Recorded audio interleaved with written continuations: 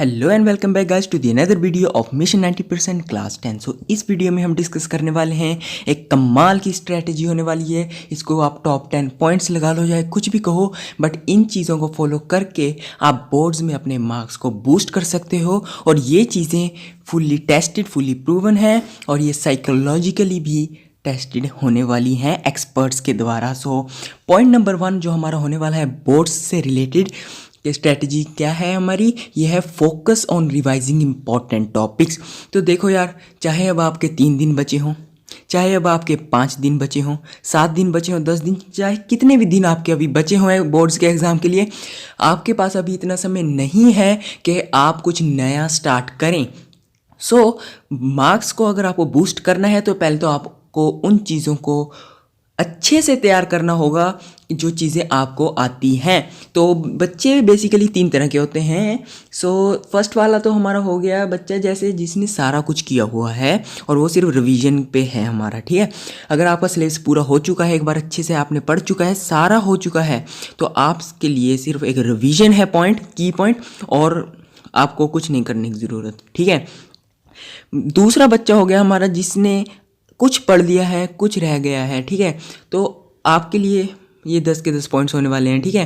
लेकिन अगर आपने अभी तक कुछ भी नहीं पढ़ा है, तो कुछ होते हैं बच्चे जिनका भी ज़्यादा नहीं हुआ, तो पहले तो बस यही कहूँगा मैं उनको कि पहले तो जो आपको आता है उसमें आपके मार्क्स ना कटें, इसलिए उन टॉपिक्स पर फोकस करो और वीडियोस देख लो, चाहे जाकर किसी और यूट्यूबर्स की भी जो फेमस हैं, ठीक है। जो क्वेश्चंस ज़्यादा मार्क्स कैरी करते हैं, जो टॉपिक ज़्यादा वेटेज कैरी करते हैं, उन पर आप फोकस करो, ठीक है। वो आपके लिए बहुत अच्छा होने वाला है, बहुत फ़ायदे में रहोगे। हाँ, एक बार अगर सभी टॉपिक्स आपके वो अच्छे से हो गए, अगर आपको ये लगता है कि अब मेरे उनमें से मार्क्स नहीं कट सकते, तब आपको ये अगला अपना न्यू टॉपिक शुरू कर सकते हो। लेकिन जो कोई छोटा टॉपिक ये नहीं है कि वो टॉपिक हमारा ज़्यादा मार्क्स भी कैरी नहीं कर रहा है और आप उस पर ही जोर लगा रहे हो, ठीक है। तो चलो यहीं ख़त्म करते हैं। यही चीज़ हमें लेकर चलती है अपने पॉइंट नंबर 2 पर, जो है स्टे ऑर्गेनाइज्ड। स्टे ऑर्गेनाइज्ड मतलब कि आपको एक चेकलिस्ट बना लेनी है अपने सभी टॉपिक्स की जो आप कवर कर रहे हो, अपने प्रोग्रेस को ट्रैक करना है, ठीक है। अब ये कैसे करना है, अब आप पहले तो लिस्ट बना लो अपने सिलेबस की। अब मैं ऐसे नहीं कह रहा कि मान लो अब आप फिज़िक्स पढ़ रहे हो, ठीक है, और उसमें आपने सिर्फ चैप्टर्स के नाम लिख लिया और उसको काटते जा रहे हो, नहीं, ऐसे नहीं चलने वाला काम। तो करना क्या है आपको, बेसिकली जो जो चैप्टर्स के अंदर टॉपिक्स हैं आपके सिलेबस में, उसको आप ऑफिशियल वेबसाइट से डाउनलोड करो, उनको लिखो और जो जो टॉपिक्स आपके होते जा रहे हैं उनको कट करते चलो, ठीक है। मान लीजिए आपका कोई फिजिक्स हो गया, अब जैसे फर्स्ट चैप्टर है, उसमें से आपको ये नहीं करना कि फर्स्ट चैप्टर हो गया तो कट कर दिया, नहीं, आपको उसके टॉपिक्स लिखने हैं और टॉपिक वाइज कट करते जाना है। तब आपका ज़्यादा अच्छे से प्रिपरेशन जो होगी ही और आपके मार्क्स भी बूस्ट करने में हेल्प करेगी। सो यही चीज़ हमें लेकर चलती है हमारे पॉइंट नंबर 3 पर, जो है कि प्लान फॉर ईच सब्जेक्ट। अब ये क्या है हमारे पास, तो ये है कि रिवीजन प्लान बनाना है हर एक सब्जेक्ट के लिए, इक्वल टाइम डिस्ट्रीब्यूट करना है हर एक सब्जेक्ट के लिए।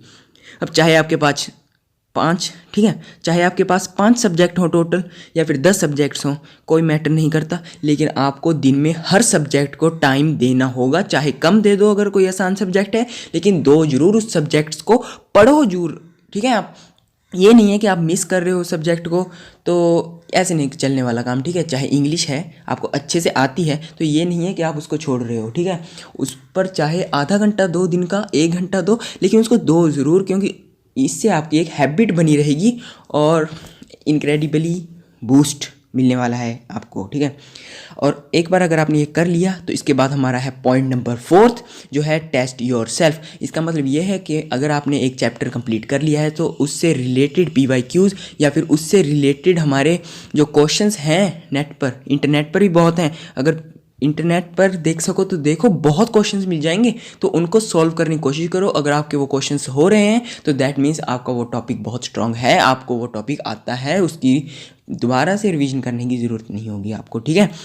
और बैक एक्सरसाइजेज में अगर उससे रिलेटेड क्वेश्चन सॉल्व कर सकते हो तो करो, वो भी बेस्ट होगा आपके लिए। और इसी तरह से हम पहुंच सकते हैं हमारे टॉपिक या फिर कहें पॉइंट नंबर 5 पर, ठीक है। अगर आपके टॉपिक हो चुके हैं तो पहले 4 पॉइंट्स के बाद हम आएंगे हमारे पॉइंट नंबर 5 पर जो है स्टे फोकस्ड एंड डिसिप्लिन्ड, और लास्ट मिनट के प्रेशर को अवॉइड करो। ठीक है, अब ये नहीं है कि आप बिल्कुल ही अवॉइड कर दो, ठीक है, कुछ थोड़ा प्रेशर तो लेना ज़रूरी भी होगा हमारे लिए, ठीक है, पर ये है कि आप फोकस्ड रहो, डिसिप्लिन रहो। ये नहीं है कि मैं ये भी कर लूँ, वो भी कर लूँ, ये भी कर लूँ, सब कर लूँ, नहीं, आपके पास इतना समय नहीं है। पढ़ाई के अलावा आप कुछ नहीं कर सकते, बहुत कम समय बचा है एग्ज़ाम्स के लिए, तो आपको फोकस्ड रहना होगा। ठीक है, फोकस्ड रहो अपने स्टडी के दौरान। अगर आप सोच रहे हो कि अब मैं बिना किसी ब्रेक के हमारा ये 30 मिनट पढ़ूंगा, तो मेक श्योर कि आप 30 मिनट ही पढ़ें। तो अगर नहीं पढ़ सकते तो ज़्यादा से ज़्यादा 25 मिनट तो पढ़ें ही पढ़ें उन 30 मिनट में, और अपना समय बर्बाद ना करें, टाइम वेस्ट मत करो। ठीक है, तो इसी के साथ हम पहुंच जाते हैं हमारे पॉइंट नंबर 6 पर। ठीक है, अब ये पॉइंट नंबर 6 बहुत इंपॉर्टेंट होने वाला है। क्यों? क्योंकि अगर आपके पास कोई डाउट है तो उसको क्लैरिफाई करो। If you have any doubt clarify them with your teachers और क्लासमेट। अब यार पता क्या है, क्या होता है, हमें कोई चीज़ नहीं आती, छोड़ देते हैं उसको, बाद में कर लेंगे। ये गलत बात है, क्योंकि कई बार चीज़ बहुत आसान होती है, बस ऊपर से देखने में मुश्किल लगती है, लेकिन होती असल में बहुत ज़्यादा आसान है, और हम उसको छोड़ देते हैं, एग्ज़ाम में वो आ जाती है। वही ना फर्स्ट पॉइंट हमने देखा था, the questions that carry maximum marks, वही वाली बात है। ठीक है, तो आपके पास अपने टीचर्स का, अपने दोस्तों के नंबर तो होंगे ही, ग्रुप बना होता है आजकल तो व्हाट्सएप में हर कोई, ठीक है, ऐड होता है उसमें, तो जाके उस डाउट को क्लैरिफाई करो। ये नहीं है उसमें बेइज्जती होगी आपकी, क्योंकि कई बच्चे पूछते नहीं है शर्म के मारे, क्या किस बात की शर्म, कुछ ही दिन रह गए हैं, जल्दी से अपना डाउट क्लैरिफाई करो, उसको एक पेज पे लिख लो चाहे। ठीक है, क्लैरिफाई करना डाउट ज़रूरी है। इसके बाद हम आ जाते हैं, हमारा पॉइंट नंबर 7 है जो उस पर, और वो है हमारा कि अवॉइड स्ट्रेस। ठीक है, हमारा यही है पॉइंट कि avoid stress and keep a positive attitude, आप believe in yourself and your preparation. तो ये क्या कहता है हमारा पॉइंट नंबर 7 कि स्ट्रेस को अवॉइड करना है, ज़्यादा स्ट्रेस नहीं लेना है। हाँ, अगर 30 मिनट पढ़ रहे हो तो उसके बाद 5-10 मिनट का रेस्ट भी ज़रूरी है। अगर 1 घंटा लगातार पढ़ रहे हो तो भी 5-10 मिनट का अपना रेस्ट लो, फिर से स्टार्ट करो। ठीक है, स्ट्रेस नहीं लेना है, एक पॉजिटिव एटीट्यूड रखना है, और अपनी प्रिपरेशन पर बिलीव रखना है। ये नहीं है कि आपने एक चैप्टर पढ़ लिया और कॉन्फिडेंस आपका ज़ीरो है। ठीक है, एक चैप्टर पूरा हो गया तो खुद को करो, अपने को, ठीक है, तैयार करो कि हाँ मैं दूसरा चैप्टर करूँगा, मेरा फर्स्ट कंप्लीट है और ये मुझे आता है, चाहे मुझे कोई भी क्वेश्चन पूछ ले इस चैप्टर में से। ठीक है, ये एटीट्यूड रखना है आपको। ठीक है, और इसके बाद अब हमारा आ जाता है मोस्ट इम्पॉर्टेंट की पॉइंट होने वाला है, जो वो है कि रिमेंबर, याद रखना कि the key is to revise regularly, stay calm and focused. यही है कि रिवीजन एक ऐसी चीज़ है जो आपके 70% मार्क्स को 90 तक ले जा सकती है, और 90% को 95 तक पहुंचा सकती है। सिर्फ एक रिवीजन में इतनी पावर होती है कि अगर आप को ये डर है कि आप फेल होगे ना, तो मान लो अगर आपको ये है कि मेरे सिर्फ 30 से 50% तक आएंगे, बच्चे होते हैं एवरेज ऐसे, उनके 50% को भी 80 to 90% तक, जी हाँ, बहुत, यानी कि बस डबल लगा लो। ठीक है, इतना बूस्ट कर सकती है कि रिवीजन। तो इस पॉइंट को याद रखना, जो चीज़ पढ़ रहे हो उसको ये नहीं है एक बार पढ़ा उसको फिर बाद में पढ़ा ही नहीं, तब पढ़ रहे हैं जाकर जब बोर्ड का एग्ज़ाम एक कल होगा मान लो।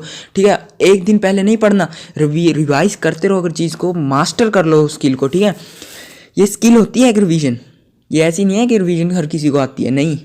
आप में से जितने देख रहे हो 90% बच्चे उसमें रिवाइज नहीं करते और फिर कहते हैं हमारे मार्क्स नहीं आते। मार्क्स कैसे आएंगे, रिवाइज तो करते नहीं हो। ठीक है, so revision is the key point. यही हमें ले जा सकता है हमारे लास्ट सेकंड मतलब 9th पॉइंट पर, जो है PYQs। बस इसका मैं इसको लेंथ ही नहीं करूँगा पॉइंट को, बस आपने PYQ सॉल्व करो एक बार, अगर सिलेबस हो जाए आपका, और प्रीवियस ईयर क्वेश्चन पेपर हो गए और सैम्पल पेपर जो आते हैं, उससे आपका आइडिया लग जाएगा एग्जाम के बारे में। ठीक है, 3 घंटे देकर दिन में अलग से सॉल्व करो उसे, बहुत बेनिफिट होगा। और लास्ट में हमारा जो 10th पॉइंट है यही होगा कि आपको एक मोटिवेट करने के लिए कह रहा हूँ सिर्फ। ठीक है, कि अपनी नींद होती है जो पूरी लो, अपनी 7 से 8 घंटे की नींद। स्कूल में अब जाना बंद, घर पे प्रिपेयर करो, क्योंकि बोर्ड के एग्ज़ाम बहुत करीब आ चुके हैं। सीरियस लेने की बात है ये। 7 to 8 आवर्स की स्लीप लो अपनी, और दिन में पढ़ो आराम से। अगर रात को अच्छे से पढ़ सकते हो तो रात को पढ़ो, दिन में अब अगर आपकी हैबिट बनी हुई है तो दिन में पढ़ो, लेकिन पढ़ो जरूर, ये नहीं है आप टाइम वेस्ट कर रहे हो। ठीक है, तो यही है हमारा 10th पॉइंट।